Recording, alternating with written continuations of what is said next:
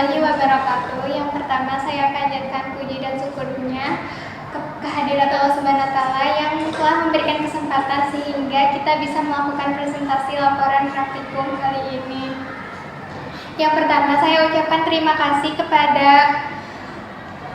Ibu Dr. Elis Ratna Wulan SIMT selaku dosen pengampu. Di sini kami dari kelompok 2 akan dengan beranggotakan saya sendiri Holira Miyakuada dengan NIM 12420600766. Saya Laila Nela Dewi dengan NIM 121206009. Saya Repa Septiani dengan NIM 12420600073. Saya Sasya Abdulani Arifin dengan NIM 12420600070. Saya Laila Fatia dengan NIM 124206007. Saya Mawan Faiz Fauzan Saiful Nuha dengan NIM 124206686. Di sini kami akan mempresentasikan hasil analisis data dengan menggunakan aplikasi SISS. Yang pertama itu ada pendahuluan yang akan disampaikan oleh Pak Is. Baik, yang pertama itu ada pendahuluan, yang mana kita itu menggunakan model pembelajaran discovery learning. Yang mana discovery learning itu adalah merupakan model pembelajaran yang menekankan kepada siswa itu untuk menemukan sebuah konsep secara mandiri melalui kegiatan mengamati, seperti kita mengadakan praktek ataupun di luar praktek. Mengumpulkan informasi, menganalisis dan menarik kesimpulan. Model ini memberikan kesempatan bagi para siswa itu kepada peserta didik untuk lebih aktif dalam proses pembelajaran. Jadi siswanya itu tidak hanya mendengarkan dari guru saja gitu, tetapi siswa itu berperan aktif dalam proses pembelajaran itu, yang dimana siswa itu mandiri dalam belajarnya dengan mengamati, menganalisis dan mengeksplor apa yang dia temukan, lalu dibuatlah sebuah konsep ya, untuk menjadi sebuah materi yang lebih dalam. Menurut penelitian Nurhayati dan Rahman pada tahun 2022, penerapan discovery learning dapat meningkatkan kemampuan berpikir kritis dan hasil belajar peserta didik karena siswa terlibat langsung dalam proses penemuan konsep pembelajaran. Jadi menurut Nurhayati itu bahwasanya discovery learning itu akan membuat siswa itu berpikir kritis dan lebih efektif karena siswa itu tidak hanya mendengarkan tapi dia itu langsung terjun ke lapangannya karena untuk membuat sebuah konsep gitu ta. Langsung next ke slide berikutnya. Baik, sebelum ke hasil analisis data, di sini kami menggunakan sampel dari 30 nilai siswa dalam pembelajaran biologi yang diteliti dari sebelum dan sesudah diterapkannya model pembelajaran discovery learning. Adapun data siswa yang kami gunakan bisa dilihat di sini sebelum dan sesudahnya. Adapun analisis datanya, yang pertama yaitu ada statistik deskriptif. Nah, bisa dilihat di sini ya bahwa berdasarkan data yang sebelumnya, bahwa sebelum diterapkannya model pembelajaran discovery learning, nilai minimum siswa yaitu dari 55 hingga 68 dan nilai rata-ratanya 61,86 dan standar deviasinya 3,97. Dan setelah diterapkannya model pembelajaran discovery learning, maka terjadi perubahan yang dimana nilai minimum siswa dari 75 hingga 87 dan untuk rata-ratanya yaitu meningkat menjadi 78,20. Boleh di next. Dan untuk standar deviasinya itu 2,72. Maka berdasarkan hasil analisis ini dapat disimpulkan bahwa nilai rata-rata siswa mengalami peningkatan yaitu dari 61,86 menjadi 78,20. Selanjutnya yaitu ada pengujian normalitas data yang akan disampaikan oleh teman saya. Nah, selanjutnya ada pengujian normalitas data, di mana pengujian normalitas data ini dilakukan untuk mengetahui apakah data hasil belajar siswa ini memiliki distribusi normal atau tidak. Nah, pengujian normalitas data ini sangat penting karena akan menentukan jenis uji statistik yang digunakan selanjutnya. Nah, karena jumlah responden kita sebanyak 30 responden, maka akan digunakan uji Shapiro-Wilk dengan taraf signifikasi 0,05 dan pengambilan keputusan pada uji itu didasarkan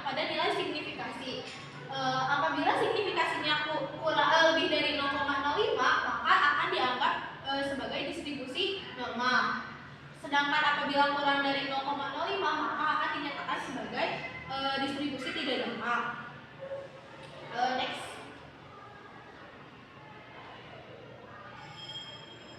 Oh, sorry sebelumnya.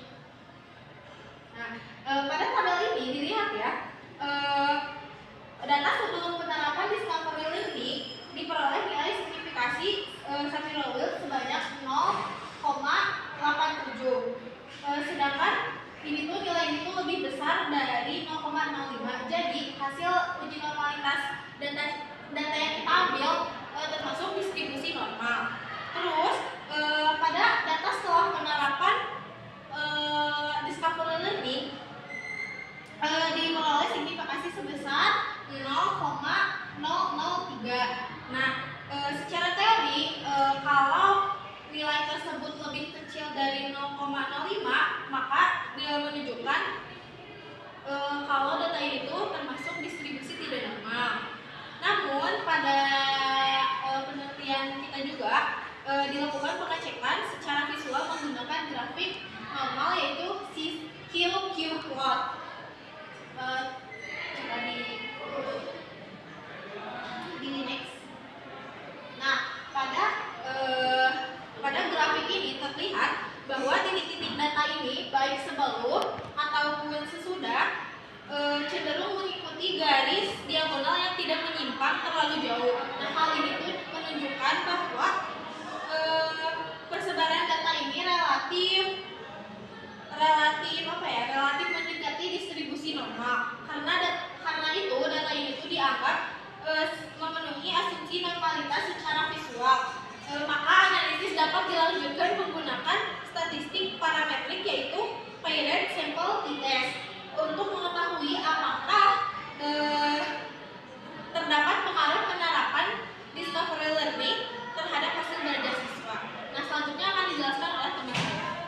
Selanjutnya statistik parametrik.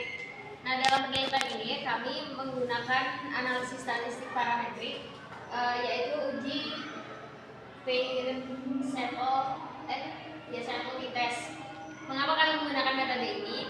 Karena syarat untuk analisis parametrik itu sudah terpenuhi. Sebelumnya kami telah menggunakan uji normalitas menggunakan teknik Shapiro-Wilk dan hasilnya menunjukkan bahwa seluruh data yang kami gunakan itu berdistribusi normal. Selanjutnya kali kita lihat tabel hasil analisis ini. Berdasarkan analisis tersebut didapatkan nilai signifikasi sebesar 0,754 karena nilai signifikasi ini lebih besar dari 0,05. Maka dapat disimpulkan bahwa hubungan antara nilai sebelum perlakuan atau pretest dan sesudah perlakuan atau post-test tergolong sangat lemah dan tidak memiliki hubungan yang signifikan secara statistik.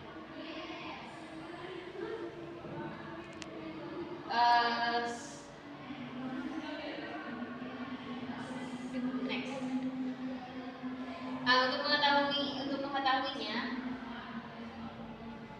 Untuk mengetahuinya kami melakukan uji efek size menggunakan rumus Cohen yang bisa dilihat pada hasil analisis nilai yang diperoleh adalah sebesar 3,246. Nah, nilai 3,246 ini termasuk ke dalam kategori very large effect atau sangat besar. Nah, oleh karena itu kami dapat menarik kesimpulan utama untuk penerapan model discovery learning ini memberikan pengaruh yang sangat besar dan sangat efektif terhadap peningkatan hasil belajar siswa dalam penelitian. Mungkin sekian dari saya. Selanjutnya akan dijelaskan oleh teman saya. Nah, selanjutnya itu ada perumusan hipotesis, di mana perumusan hipotesis ini akan menggunakan cara yaitu paired sample test. Nah, paired sample test ini gunanya itu untuk mengetahui bahwa ketika telah diterapkannya metode discovery discovery learning, apakah ada perbedaan terhadap pembelajaran siswa atau tidak? Nah, sesuai dengan hasil yang telah kami dapatkan, ini tuh akan merujuk pada hipotesis, yaitu ketentuan hipotesis yang didasarkan jika nilai sigma itu kurang dari lebih dari 0,05, maka yang akan diterima itu hipotesis 0 dan hipotesis 1 itu akan ditolak. Tetapi jika nilai sigma itu kurang dari 0,05, maka hipotesis 0 itu yang akan ditolak dan hipotesis satunya yang akan diterima. Nah, hipotesis yang kita ajukan ini yaitu hipotesis 0 jika tidak ada perubahan, jika tidak ada perbedaan antara metode yang telah diterapkan, maka itu adalah hipotesis 0. Tetapi jika ada perubahan setelah diterapkannya metode di discovery learning, maka itu adalah hipotesis 1. Nah, ini hasil keputusan yang telah kita ambil, yaitu berdasarkan tampilan output varian sampel test yang di atas tadi. Kita lihat bahwasanya nilai sig 2 Thailandnya itu adalah 0,00 karena nilai signya itu 0,00, nilainya itu kurang dari 0,05, maka hipotesis 0-nya itu akan ditolak dan yang akan diterima itu adalah hipotesis 1, yang mana menunjukkan bahwa terdapat perbedaan yang signifikan dalam kemampuan siswa dalam sebelum dan sesudah penerapan metode discovery learning. Nah, dari tidak hanya itu saja, tetapi nilai rata-rata siswa sebelum penerapan discovery learning yang sebelumnya itu adalah 61,87, mengalami peningkatan sehingga menjadi 78,20.